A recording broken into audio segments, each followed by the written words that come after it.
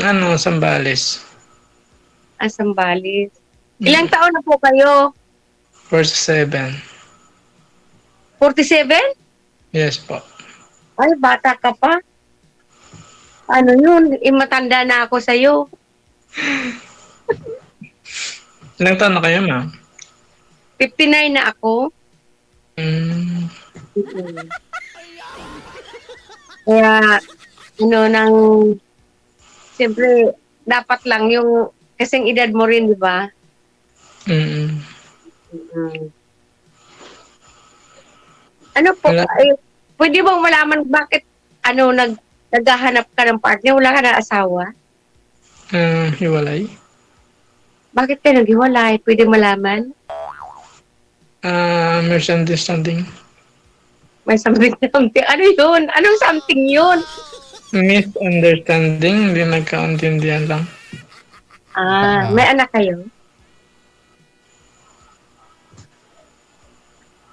May anak daw po kayo, sir? Ah, mayroon, madam, Mm. dalawa. May asawa na rin siya. May asawa na. Ito bata pa kayo, nagkaanak pala. Mm. Ah. Ano naman pinagkaabalahan nyo ngayon dyan sa Sambales? Dito lang sa bahay, may maliit lang na pinagkakitaan. Di bali kahit maliit, kung magsisipag ka lang, maging malaki din yan. Oo nga po eh. Mainit, maliit Kayo po? pag araw maliit talaga yun. Pag madaling araw, lumalaki.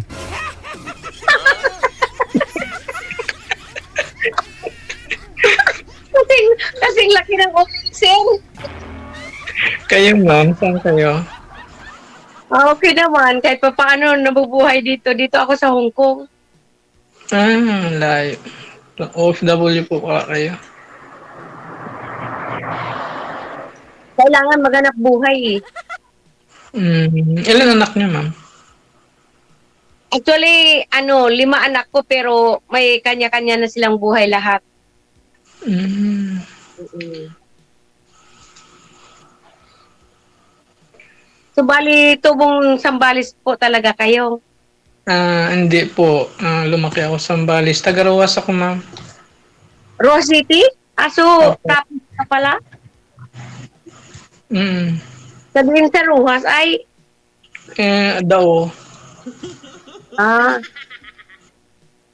yung asawa ko dati taga roon eh. Sa Mm, Mambusaw. oo. Sunod nun Dao na. Mm. Taga Bisan roon. Dao. Kasi lang kinuha na siya ni Lord eh. Ayun lang.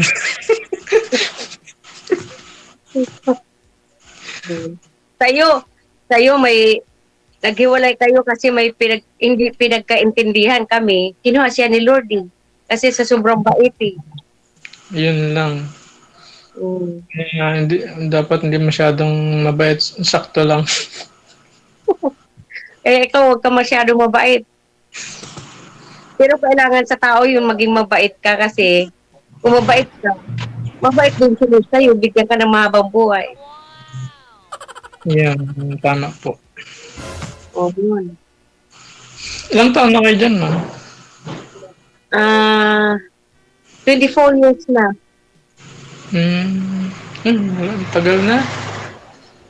Medyo, Diyan na pala kayo, nagkaroon na, yung tumagal. Karoon ng uban. oo. Oo, siyempre, kailangan tumagal talaga kasi kung nandyan lang sa Pinas, wala ka namang kabuhayan dyan kung dahil pag nagkakaedad na, alam mo naman sa Pinas, hindi tulad dito na kahit nagkakaedad ka, pwede ka pang magtrabaho. Pero pag dyan sa Pinas, wala, pleasing personality. So, wala nang mo trabahoan dito, ma'am. Mm-mm. Sir, masaya ka daw po ba? Sumali ka dito, sir? Yes, Sir DJ. Yan, masaya ko kasi masaya kayo ako kahit nanonood lang ako sa'yo eh. Oo. Kasi sabi ng mga viewers natin, mukhang malungkot daw po kayo, sir. Kaya Hindi, naman ganun talaga. pag Ganun talaga. Ganun talaga ako, Sir DJ. Yung parang seryoso lagi. Ah. Ganun. Huwag mo, hindi pagpunggi ang kaladlawon mo wala. Hindi, Sir Reggie, kasi malungkot siya kasi matanda yung kausap niya, minats mo sa kanya eh. Ay, hindi, Dapat, okay lang. Wala namang problema yun, ma'am. Hindi naman yun sa edad ng nana. Importante, marunong kipag-usap, gano'n. importante ang mahalaga. Yun, tama ka, ma'am. Oo. Importante. Pero ngumiti ka man dyan. Huwag kang malungkot. Ganun talaga ako, seryoso. Yung laging seryoso. Ganun, walang, imik lang, time lang ako. Oo nga. Huwag kang laging seryoso kasi pag lagi kang seryoso, tatanda tayo kaagad niyan. Sige, ma'am. Pag lagi tayong magkakausap, lagi yung ngiti. Talaga. Umpisahan mo na, sir. Ano nga pala pangalan mo, ma'am? Si Amy.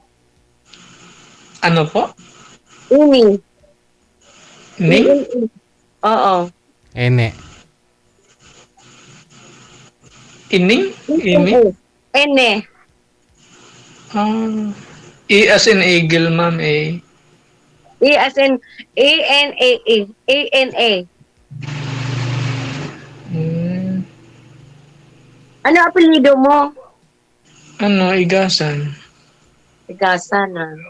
Opo. Ikaw, Buti na lang hindi tigasin. ay, malapit na. Ano pilido mo, ma'am? Ricotti. Recruiting? Opo. Hmm, ang ganda naman ng apelido mo. Parang wala dito sa Pilipinas.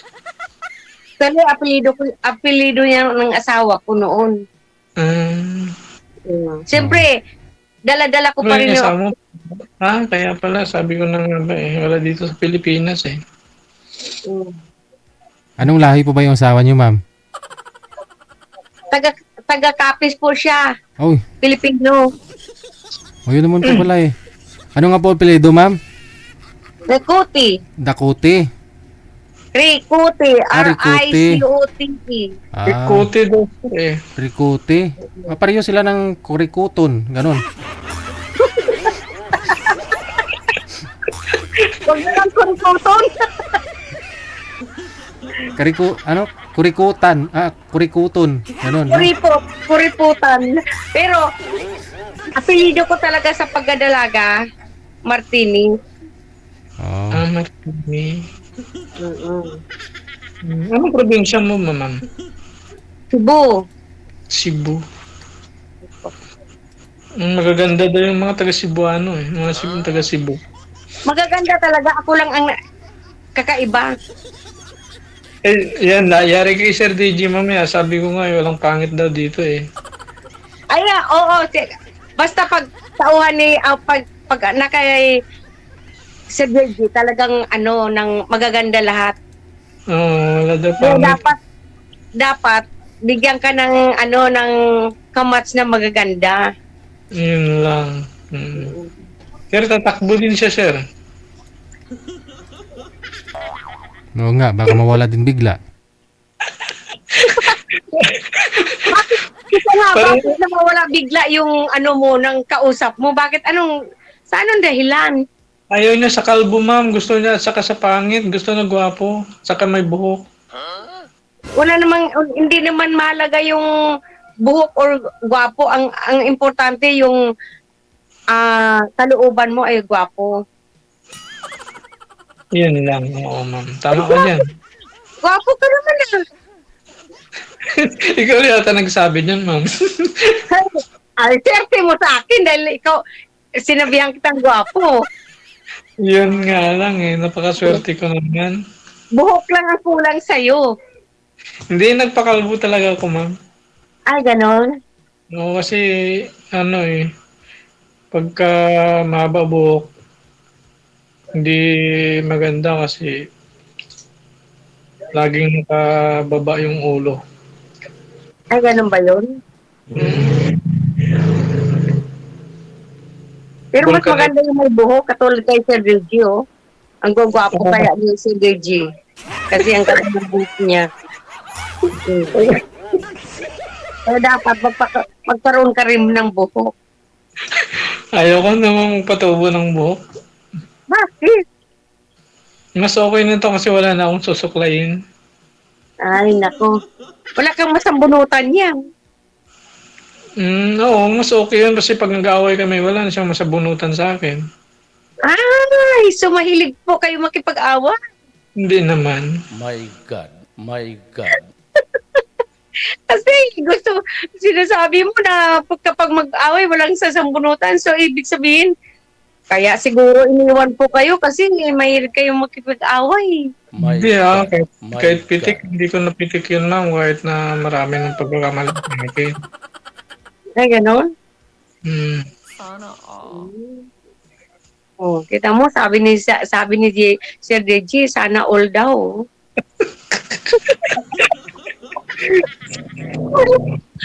Ay, nako. Kasi problema lang, huwag ka lang magalit, ha? Bakit kasi iniwan ka? Hindi lang siya masaya. Kasi malayo kasi dati. Parang, once a month lang ako umuwi. Dati akong security ng bangko. So security ka pala. Dati, pero before ako nag-security ng bangko, machine operator ako ng rice mill, tapos nag-aaral ako ng automotive. Ganon. Tapos, kaya sa kakahintay sa'yo, iniwan ka na lang. Hindi ka siguro sumisipot eh. Ay, baka hindi lang sa masaya. Pero okay naman. Baka naman iba din ang ginagwardyahan mo, kaya ganon. Di naman. Mm-hmm. Puro lang ako Kasi trabaho. karamihan sa mga gwardya gwardya sa araw sa trabaho, pero sa gabi ibang ginagwardyahan eh. Hindi kasama kasi yun, maganda yung approach mo sa mga kliyente, ganun. Lalo pag nasa bangko ka, kailangan magaling ka mag-approach para hindi ka magkaroon ng problema sa trabaho. Kasi pag hindi maganda ang approach mo, may reklamo ka agad sa'yo, anytime pwede ka nilang tanggalin. Ay, ganon. Hmm. So, hindi sa'yo ang problema, sa kanya, ganon. Oo, sa kanya. Pero ikaw ang may pagkukulang. Siguro kasi siguro hindi naman natin masabing perfecto tayo, lahat tayo may pagkukulang, di ba? Ganon. Hindi ka naman pwedeng sabihin na wala akong pagkukulang. So, dapat Sir DJ, dapat bigyan mo na siya ng yung laging nasa tabi niya lagi. Para hindi na siya iiwan. Uwi na lang po kayo dito sa Pilipinas, ma'am. Yeah. Saka na. Pwede Sir DJ, uwi na lang siya. Hindi. Ayoko kasi bata ka eh. Dapat, Sir DJ, yung ibigay mo sa akin, yung kasing edad ko naman. So ibig pong sabihin, hindi mo siya gusto, ma'am?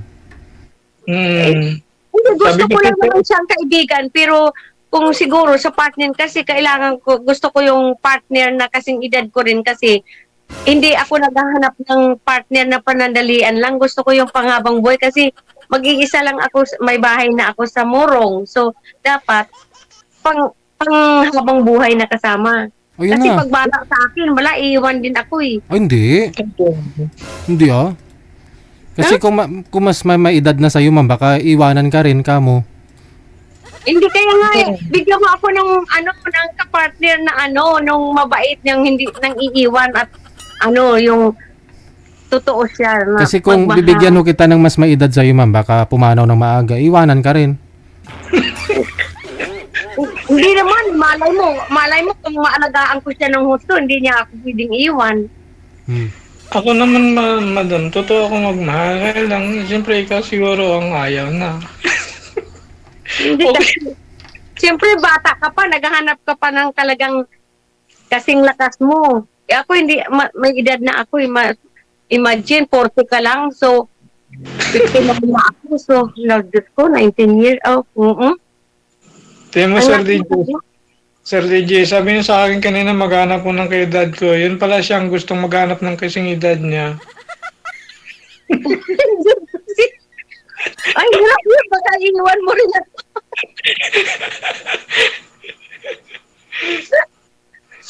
Diba? Mm. Ilang taon ka na nga po ulit, ma'am? Ilang taon na po kayo? 59 na po ako. At tapos ikaw, sir? 47, sir. Dusi, 12 Ako, years.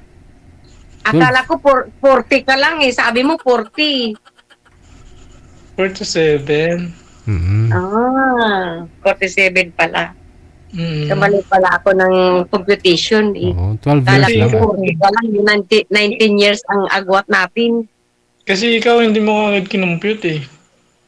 Eh sabi mo 40 ka eh. Hindi, 47. Sabi ko ilang taon ka na. Sabi mo 40. Oh. Pakita mo naman buong ano mo. Huwag mo na maitago yung ano mo. Buong mukha mo. Ako, nakaklear yung mukha ko ha. Ngayon, hindi na nakatago. Para pag nakangiti ka, nakikita ko naman baka mamaya kulang-kulang para ipin. Ay, kulang na, sa gitna. Kasi na-disgrasya ako sa motor, kaya naging kulang. Ay, ganon? Nagmumotor kasi ako. Ano, sir, nadapa po? Ano kayo, nakabangga? Hindi, sir. Yung sinusundan ko, biglang lumiko. Oo. Hindi naabot ng preno, kaya gumulong ako. Wala pa sub-sub po kayo, natanggal yung ngipin. Opo, sir. Sana nagpabayad po kayo dun sa kanya.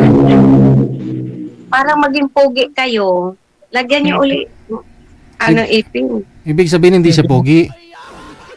Kasi kulang. Kulang na ipin. Hindi na natin kailangan magpapogi. Okay na yan. Siyempre, malay mo, makatagpo ka pa ng mas bata pa sa'yo na ano. Oh. Kasi Okay bata na ka pa naman eh. Oo. Hindi na natin kailangan gumastos. Kung sino lang yung lalapit, yun na lang. Ay, ganun ba yun? Siyempre naman. Kailangan din na tayo, kaya hindi na natin kailangan maging pogi pa. Eh kung sakaling gugustuhin kita, paano na makakailangan ako kayang pakainin? Malakas ako kumain. Hindi naman siguro mabibitin sa pagkain. Ay, ganon? Eh ano naman kabuhayan natin dyan sa sa Zambales? Dito lang sa bahay, mayroon maliit lang na business. Yun ang Vulcanizing shop daw po, ma'am. pagkain. Anong klaseng business po yun? Pwede malaman? Ano siya, vulcanizing shop, tapos gumagawa din ako ng mga motor.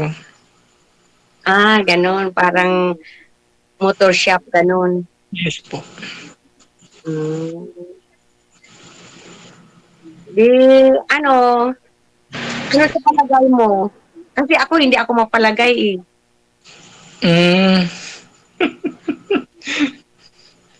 Sa akin, Kasi okay. Sa Nandito akin, ako sa malayo eh. hindi naman problema yun. Malayo, malapit. Isa din naman. Makarating din. Tama ka, ma'am. Sa palagay, Sir JJ, sa palagay mo, Anong palagay, ma'am? ano sa palagay mo, kami kaya ang itinadhana? Ewan ko, umbot sa langaw. May spark po ba, ma'am? Anong pakiramdam mo dito kay sir? Natatakot ako, sir eh. Bakit? Kumukha ako? Hindi, kasi bata ka pa eh. Kasi gusto ko yung line of 5 naman kasi mahirap na eh. Kapag bata kasi medyo malakas pa ho, sir. Baka mabigla si ma'am. Pilay-pilay. Malakas pa nga. O doon siya kinakabahan. Sir JJ, di ba, pag bata pa, kalakasan pa nila yan. So, naghanap pa sila ng medyo kaya nila kaya siyang sabayan. Oo. Di ba? Bakit, ma'am, di mo na kaya?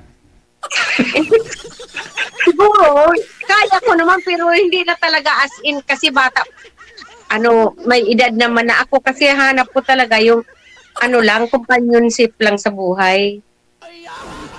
Kasi mayroon kasing iba naghahanap talaga ng yung hinahanap ng katawan nila, kaya ganun. Si sir siguro hindi niya rin naman hinahanap yan kasi matagal naman naman siyang walang asawa eh. Imalay mo, mayroon siyang nasa tabi-tabi lang dyan. Ayun. Wala naman. Wala ba? Eh, dito focus na lang ako sa trabaho. Trabaho na lang ako lagi, hindi na ako lumalabas. Dito na sa bahay. Sino kasama mo sa bahay mo? Isa ko lang, minsan pagka bakasyon, umuwi yung mga anak ko, yung dalawa. Kung may kasama ako dito, di may katabi na ako. Magagalit na yun pagkausap ka. Siyempre, sasabihin mo, huwag ka munang pumunta dito kasi may kausap ako mamaya. May gagawin ako ko. Pwede yung gano'n. Baka bingi, bulag, no? Siya.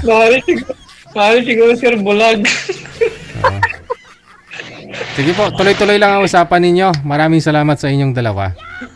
Ay, maraming salamat, Sir Georgie, Bye. Ano po naman? Bye-bye. Thank you, Sir. Tuloy-tuloy lang ang usapan. Tuloy-tuloy po yan. Hindi ko po kayo di-disconnect. Tuloy-tuloy po. Na? Salamat, Sir Georgie.